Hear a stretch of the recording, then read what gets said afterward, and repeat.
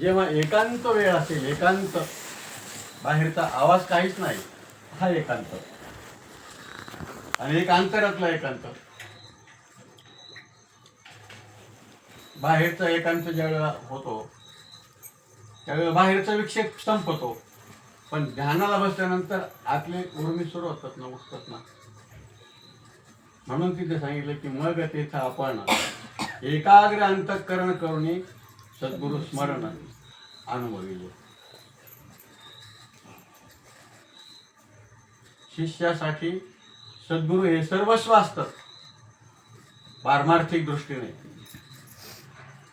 त्वमेव सर्वं मम देव देवम. त्यांनी जे सांगितलं तेच प्रमाण.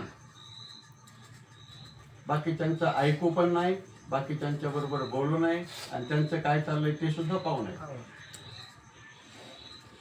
आम्ही इकडचं तिकडच्या गोष्टी बोलतो, इकडं असं आणि तिकडं. तो आपलं बघ ना काय ते, बाहेर कशासाठी पाहायचं. आणि मोबाईल इतकं विचित्र झालंय ना, काही विचारूच नका. आता त्याच्यावरती पाहून लोक कीर्तन, प्रवचन, कथा सुरू झाल्या.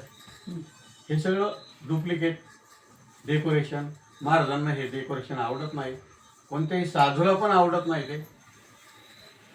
मला जगाकडे पाहायचं नाही. मला माझ्या गुरुदेवांनी सांगितलं की तुझा तू बघ, आपणच ज्ञानस्वरूप आहे. अरे आपणच ज्ञानस्वरूप आहे. कुठं चालले म्हणले? नर्मदाला. काय नर्मदाला जातो तुम्ही? आतलं पहा ना काय ते.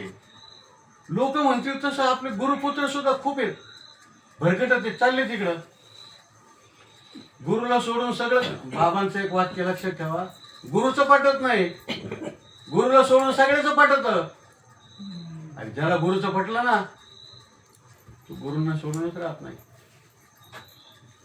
कशाला जायला पाहिजे कोणीकडं? मला हे आश्चर्य वाटतं. लोक इकडे इकडे 2 महिने, 3 महिने, 6 महिने, 15 दिवस, 3 महिन्यावर, आणि इथं येत नाही, तर पडत नाही. इथं तर पडलं पाहिजे, इथं राहिलं पाहिजे, आणि बसलं पाहिजे. रात्रीच्याला पण झोपले, कोणी झोपले, जे झोपतील ते झोपतील, पण आपण इथं कशा करता आलो? आत्मचिंतना करता आलो, आपलं कल्याण करून घेण्याकरता आलो. मग माऊली काय सांगतात इथे की तयाचे मुखे जे जे निघे ते तुले आदरे चांगे, ऐकोन या अंगे मने होती. ज्ञानेश्वरी काय प्रवचन करण्याची काय, भागवत काय कथा सांगण्याचं आहे काय,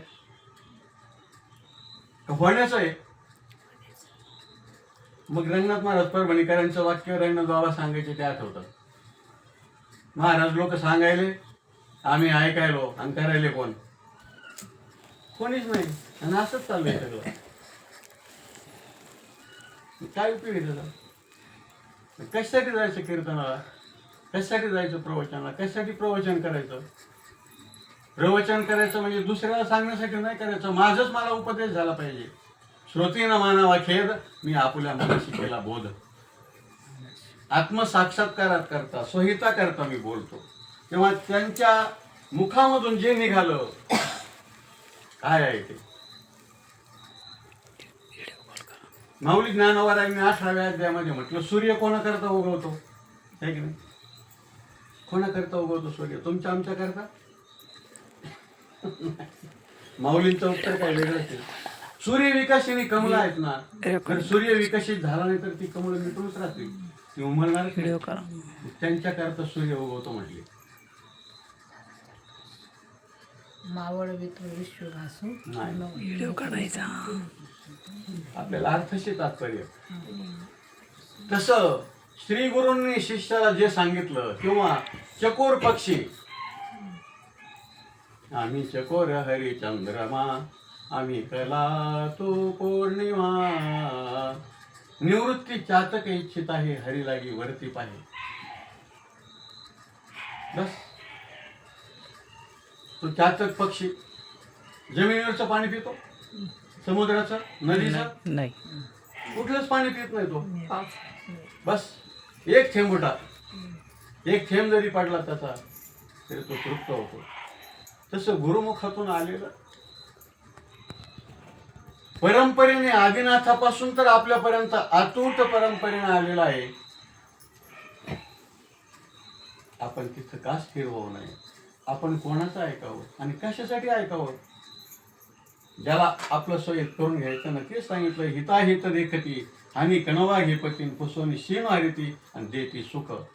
नाही श्रुती परवती माऊली जगा आणि श्रुती स्मृतीचे अर्थ. अर्थ. आपणची होणे मृत जगा अनुष्ठाने देत वडील जे आणि ते वडील आपले.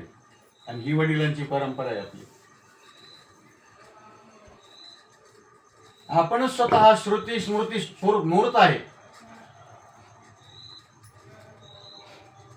श्रुती पाहायची गरज नाही, स्मृती पाहायची गरज नाही, काहीच पाहायची गरज नाही. फक्त त्यांचं स्मरण करावं, त्यांनी दिलेल्या नामाचं स्मरण करावं. त्यांच्या आणि आपल्या जीवनामध्ये जी संगती घडली आपल्याला त्यांच्या जीवनातलं काय आहे, जे आदर्श असेल ते आपल्या जीवनामध्ये उतरवायचा प्रयत्न करावा, ते आठवावं आणि चिंतनाला बसावं.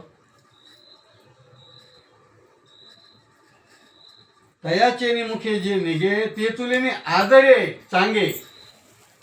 चांगलं आदरपूर्वक ऐकून या अंगे मने होती. माऊली ज्ञानोबारायांच्या ओव्या किती जरी असल्या तरी सगळ्या ओव्यांचं तात्पर्य हेच आहे. आहे शितू अंगा अंगी डोळे उघडे. आपण अंगानेच परब्रह्म आहोत. तुका म्हणे हातो सोय परब्रह्म मूर्ख नेमे वर्म संत चरण. संत चरण कळत नाही.